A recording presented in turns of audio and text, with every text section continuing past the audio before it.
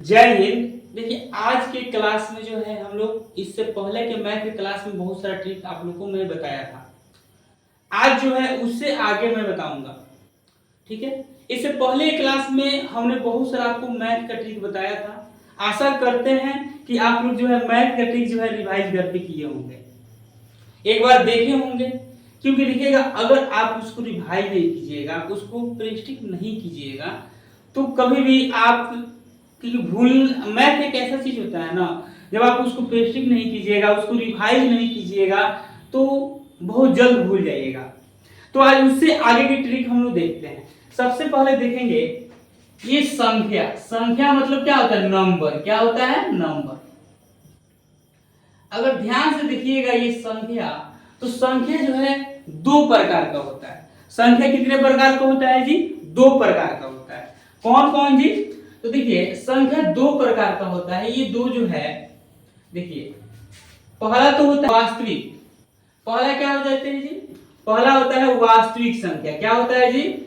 पहला जो है वास्तविक संख्या होता है। दूसरा अगर बात किया जाए तो दूसरा काल्पनिक संख्या होता है। क्या होता है जी? काल्पनिक संख्या। अब देखिए ये होता क्या है, देखिए अगर पहला बात किया जाए, संख्या जो है दो प्रकार का होता है। पहला हो जाएगा वास्तविक संख्या, दूसरा क्या हो जाएगा? काल्पनिक संख्या। वास्तविक संख्या होता है रियल नंबर, जो रियल में होता है, नहीं जो होता है वो, जैसे रियल में जो संख्या होती है उसे हम बोलते हैं वास्तविक संख्या, मतलब ये होता है, रियल में होता है। लेकिन काल्पनिक संख्या की बात किया जाए तो ये होता नहीं है। अब जैसे आपको हम कह दें कि अभी आप हैं, काश आप आसमान में उड़ रहे होते आप जो है आसमान में उड़ रहे होते, तो ये पॉसिबल है जी? अब आपके पास तो पंख है नहीं कि उड़ जाइएगा। अब उड़ने के लिए आपको कहां जाना पड़ेगा? हेलीकॉप्टर से उड़ना पड़ेगा या हवाई जहाज से उड़ना पड़ेगा। तो काल्पनिक संख्या जो नहीं हो सकता है, कभी भी होगा ही नहीं, उसे काल्पनिक संख्या बोलेंगे।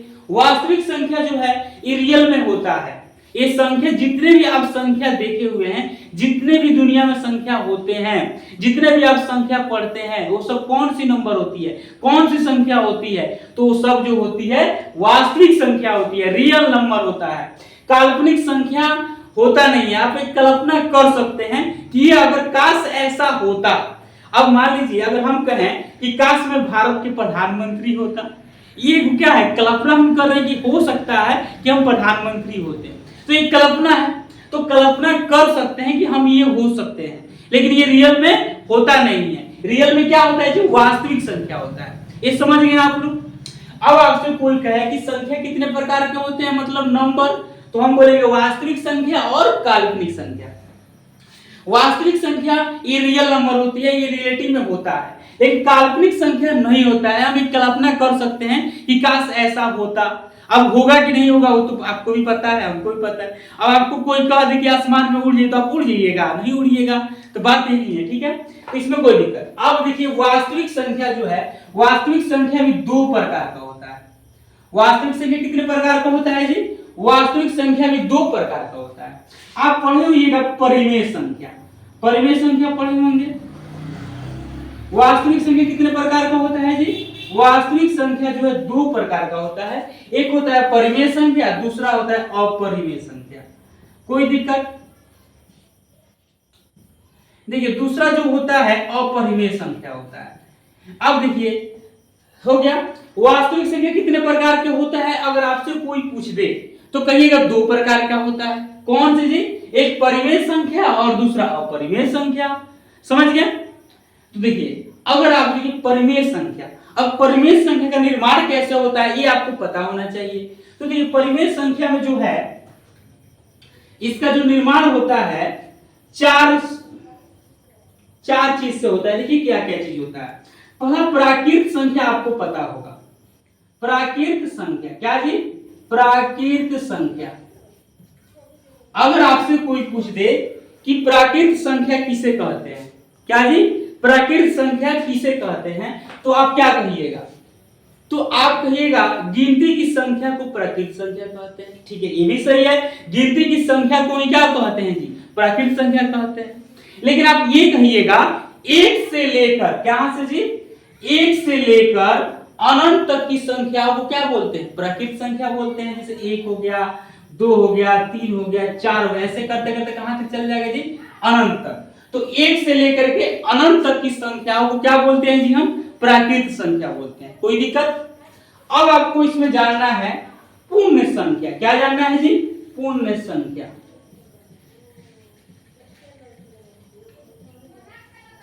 देखिए पूर्ण संख्या होता है इसमें जीरो को, जैसे कि 0 से लेकर के अनंत तक की संख्याओं को क्या जी? 0 से लेकर के अनंत तक की संख्याओं को पूर्ण संख्या कहते हैं। आपसे कोई पूछ देगा कि पूर्ण संख्या किसे कहते हैं, तो सीधा बोलिएगा 0 से लेकर के अनंत तक की संख्याओं को, 0 से लेकर के अनंत तक की संख्याओं को क्या कहते हैं जी? पूर्ण संख्या कहते हैं। कोई दिक्कत? अच्छा, अगर कोई आपसे पूछ दे कि चलो ठीक है पूर्ण संख्या तो बता दिया, पूर्णांक संख्या किसे कहते हैं? कौन सी संख्या जी?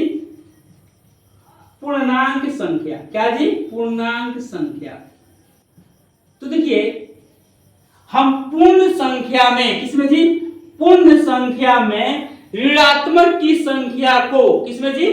पूर्ण संख्या में ऋणात्मक की संख्या को अगर हम मिला देते हैं तो कौन सी संख्या बन जाती है? पूर्णांक संख्या बन जाती है। जैसे देखिए यहाँ 0 से लेकर के पूर्ण संख्या बनता है 1 2 3 4, ये कौन सी संख्या है? ऐसे चल करके अनंत तक चला जाएगा, तो ये कौन सी संख्या होगी? आप कहिएगा सर पूर्ण संख्या है। चलिए मान लेते हैं पूर्ण संख्या है। अब इसमें ये है कि इसमें ऋणात्मक की संख्या मतलब निगेटिव की संख्या को मिला देंगे, निगेटिव नंबर मिला देंगे। जैसे देखिए -1, देखिए -2, ऐसे करते ये अनंत तक इधर चला जाएगा, तो इसे क्या बोलेंगे? पूर्णांक संख्या बोलेंगे। क्या बोलेंगे जी? पूर्णांक संख्या बोलेंगे। कोई दिक्कत यहां तक में? अब देखिए एक चीज और इसमें बनता है, आप भिन्न संख्या पढ़े होइएगा। भिन्न संख्या कौन सी संख्या जी? भिन्न संख्या। कौन सी संख्या जी? भिन्न संख्या। अब देखिए भिन्न संख्या क्या होता है, आप बाटा के जोड़ घटाव गुना बोलने बड़ा लोगी, तो बाटा के जोड़ घटाव जो होता है तो बाटा की संख्या को, किसको जी? बाटा की संख्या को भिन्न संख्या कहते हैं। आपसे कोई पूछ दे कि भिन्न संख्या क्या है, तो जो बाटा की संख्या होती है उसी को क्या कहते हैं जी? भिन्न संख्या कहते हैं। तो इसमें क्या लिख देंगे? बाटा की संख्या क्या हो जाएगा जी? जैसे 1/2, ठीक है, 2/3 और 3/4, ये सब कौन सी संख्या है? तो ये सब जो है भिन्न संख्या है। कोई दिक्कत? अब आपको कोई पूछ दे कि चले ठीक है अब हम अपरिमेय संख्या देख लेते हैं। देखिए अपरिमेय संख्या बहुत आसान होता है। अब इसमें आप लोग तो कॉम्पिटिटिव एग्जाम की तैयारी कर रहे हैं तो बस थोड़ा सा जानना जरूरी है। इसमें जो है अगर आपसे कोई पूछ दे कि पाई क्या है, तो पाई जो है एक अपरिमेय संख्या है। √2 क्या है जी? अपरिमेय संख्या है। पाई भी अपरिमेय संख्या है। √3 की बात किया जाए तो ये भी क्या है जी? अपरिमेय संख्या है। चलिए √5 क्या है जी? ये भी अपरिमेय संख्या है। ठीक है, कोई दिक्कत? परिमेय संख्या मतलब देखिए भिन्न संख्या, पूर्णांक संख्या, पूर्ण संख्या और प्राकृत संख्या मिल करके परिमेय संख्या का निर्माण करती है। ठीक है, अपरिमेय संख्या पाई क्या है जी? अपरिमेय संख्या है। √2 क्या है? अपरिमेय संख्या है। √3 क्या है? अपरिमेय संख्या है। और √5 क्या है? ये भी अपरिमेय संख्या है। कोई दिक्कत? आपको अभी बताने की जरूरत नहीं है कि सम संख्या क्या है, विषम संख्या क्या है, ये सब बताने की आपको जरूरत नहीं है। अब परिमेय संख्या क्या है? जिसे हम p/q के रूप में लिख देते हैं उसे हम क्या कहते हैं? परिमेय संख्या कहते हैं। जहां p और q क्या है? पूर्णांक हो और q = 0 कभी भी नहीं हो, उसे हम क्या कहेंगे? परिमेय संख्या कहेंगे। उसके सीधा उल्टा कर दीजिएगा, जिसे हम p/q के रूप में नहीं लिखते हैं, जहां p और q पूर्णांक तो होगा लेकिन q = 0 इसमें भी नहीं होगा, उसे हम क्या कहेंगे? अपरिमेय संख्या कहेंगे। समझ गए आप लोग? सम संख्या, विषम संख्या बताने की जरूरत नहीं है, आप लोग पहले से शुरुआत से ही पढ़ते आ रहे हैं, तो हम नहीं बताएंगे। ठीक है, चलिए फिर देखते हैं हम थोड़ा। अगर एग्जाम में जो है आपको इस प्रकार से क्वेश्चन आ जाए तो इसको कैसे सोल्व करेंगे हम वो देखते हैं। बहुत आसान तरीके से इसको सोल्व करेंगे। देखिए क्वेश्चन क्या है? क्वेश्चन कह रहा है कि 5 लगातार संख्याओं का औसत 24 है तो सबसे बड़ी संख्या ज्ञात करें। ये ना क्वेश्चन है जी। 5 लगातार क्या कह रहा है जी? जब भी आपको 5 लगातार कहे, 6 लगातार कहे, 3 लगातार कहे, 8 लगातार कहे, तो इस प्रकार से अगर क्वेश्चन आ जाए और उसका औसत कितना दे दी? 24 देगा। यहाँ पे और भी बहुत ज्यादा 25, 26 जितना भी दे दे, और कितना पूछे जी? सबसे बड़ी संख्या, यहाँ पे क्या पूछ रहा है, सबसे बड़ी संख्या पूछ रहा है। यहाँ पे क्या पूछ सकता है, छोटी संख्या बताइए। तो सबसे बड़ी संख्या, छोटी संख्या या बड़ी संख्या और छोटी संख्या में अंतर पूछ दे तो इसको कैसे सोल्व कीजिएगा, ठीक है। इसमें क्या कह रहा है कि सबसे बड़ी संख्या हमको ज्ञात करना है। तो सबसे पहले औसत कितना दिया है जी, 24 दिया है, तो यहाँ पे हम 24 लिख देंगे, कोई दिक्कत। कितना कह रहा है जी, 5 लगातार कह रहा है। तो वो काम कीजिए, 2 को इधर चल जाएंगे आगे और 2 को पीछे कदम बढ़ा पीछे कर लेंगे। देखिए 5 हो गया, 1 2 3 4 5 कब हो गया, 5 को हो गया। और क्या कह रहा है, लगातार कह रहा है। लगातार के मतलब इधर भी लगातार जाएंगे और इधर भी लगातार। तो 24 के बाद कौन सी होता है जी, 24 के बाद 25 होता है। 25 के बाद कौन सी होता है जी, 25 के बाद 26 होता है। अच्छा 24 से पहले क्या होता है, तो 24 से पहले जो होता है 23 होता है और 23 से पहले 22 होता है, कोई दिक्कत। अब इसमें पूछ रहा है कि सबसे बड़ी संख्या क्या होगा, तो सबसे बड़ी संख्या ये ना हो जाएगा। तो यहां लिख देंगे सबसे बड़ी संख्या। क्या लिखेंगे जी, सबसे बड़ी संख्या। तो सबसे बड़ी संख्या क्या हो जाएगा, तो कहिएगा सर सबसे बड़ी संख्या जो हो जाएगा 26 हो जाएगा। क्या सबसे बड़ी संख्या क्या हो जाएगा, 26 हो गया। अब इस प्रकार से ऐसे करके आसानी से सोल्व कर सकते हैं। और इस प्रकार से क्वेश्चन आ जाए तो एक आपको खुशी होगी एक बात जान करके कि ये जो क्वेश्चन जो है रेलवे ग्रुप डी में पूछा था, एसएससी सीएचएसएल का एग्जाम आप सुने होइएगा, एसएससी सीएचएसएल में जो है ये क्वेश्चन पूछा हुआ क्वेश्चन है। तो आशा करते हैं कि अगर इस प्रकार से क्वेश्चन आ जाए तो आप आसानी से सोल्व कर लीजिएगा। एक ये क्वेश्चन और देख देते हैं इसमें, ठीक है। अगर एग्जाम में जो है इस प्रकार से क्वेश्चन आ जाए तो देखिए कभी कभी एग्जाम में जो है इस तरह से क्वेश्चन दे देता है। तो एग्जामिनर भी बहुत चालाक होता है, बहुत चालाक होता है एग्जामिनर। आपको फंसाने के लिए, आपका दिमाग घुमाने के लिए कभी कभी इस प्रकार से क्वेश्चन दे देगा।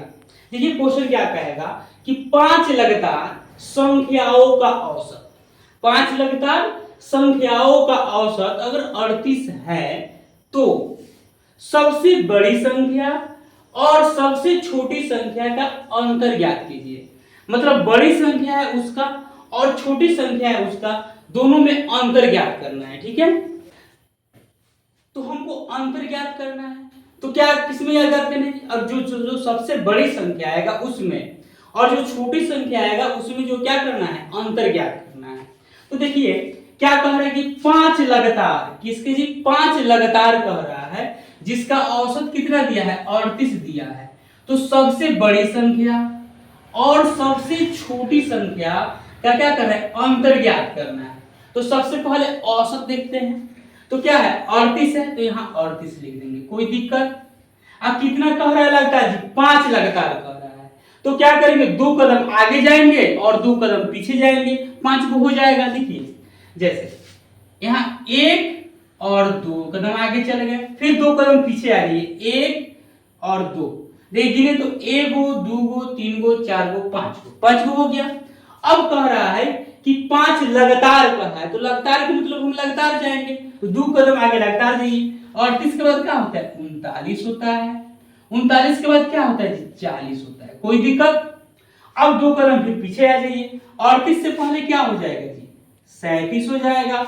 इससे पहले क्या हो जाएगा, 36 हो जाएगा, कोई दिक्कत। अब कह रहा है कि सबसे बड़ी संख्या, तो सबसे बड़ी संख्या हमारा 40 आया कि नहीं आया जी, सबसे बड़ी संख्या यहाँ 40 आ गया।